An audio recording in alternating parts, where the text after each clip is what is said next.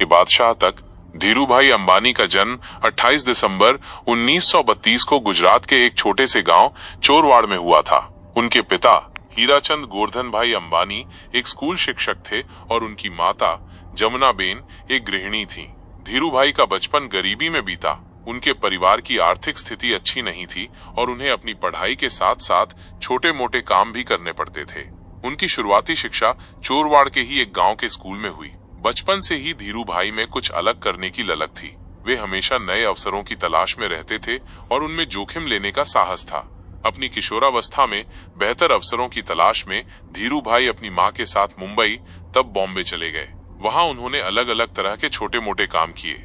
उन्होंने एक कपड़ा व्यापारी के यहाँ क्लर्क की नौकरी की और बाद में एक फ्रांसीसी तेल कंपनी एसओ के पेट्रोल पंप पर काम किया। पेट्रोल पंप पर काम करते हुए धीरूभाई ने ग्राहकों से बातचीत करने और व्यवसाय की बारीकियों को समझने का मौका मिला।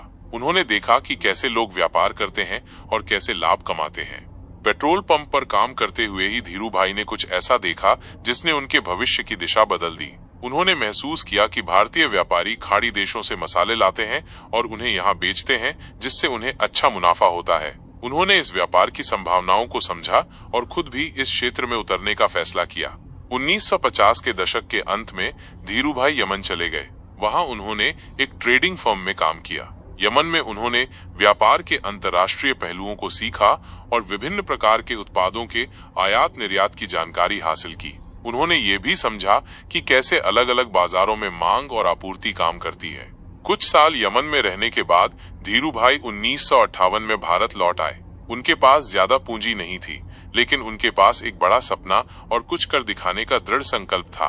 उन्होंने अपने चचेरे भाई के साथ मिलकर मुंबई में रिलायंस कमर्शियल कॉरपोरेशन की शुरुआत की।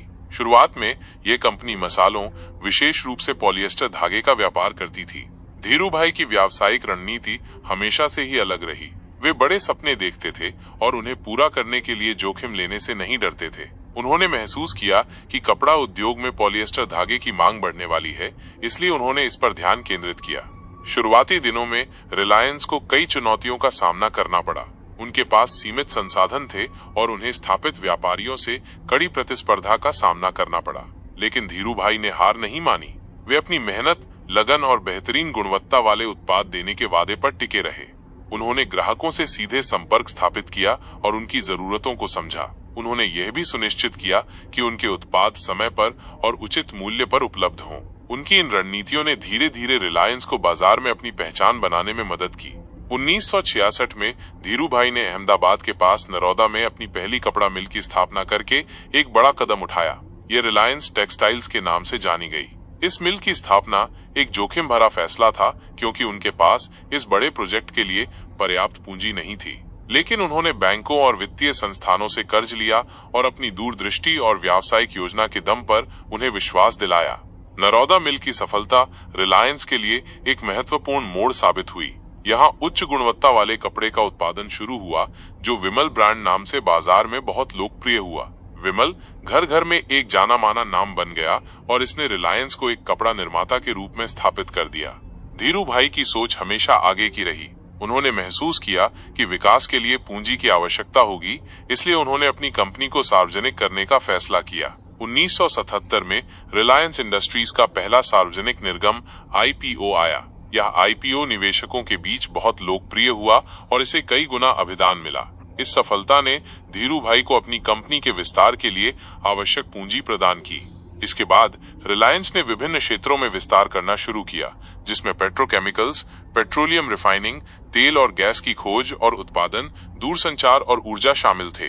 धीरूभाई ने हमेशा नवीनतम तकनीक और बड़े पैमाने पर उत्पादन पर जोर दिया, जिससे रिलायंस को लागत प्रतिस्पर्धा में बढ़त मिली। उनकी नेतृत्व क्षमता और जोखिम लेने की हिम्मत ने रिलायंस को एक छोटे से व्यापारिक उद्यम से एक विशाल औद्योगिक समूह में बदल दिया। उन्होंने भारतीय व्यापार जगत में एक नई संस्कृति की शुरुआत की, जिसमें बड़े सपने देखना, उन्हें साकार करने के लिए कड़ी मेहनत करना और शेयर धारकों के लिए मूल्य बनाना शामिल था। धीरूभाई अंबानी का दृष्टिकोण सिर्फ व्यवसाय तक ही सीमित नहीं था। उन्होंने हमेशा अपने कर्मचारियों और समुदाय के कल्याण पर भी ध्यान दिया। उन्होंने शिक्षा, स्वास्थ्य और ग्रामीण विकास के क्षेत्र में कई पहल की। 6 जुलाई 2002 को धीरूभाई अंबानी का निधन हो गया।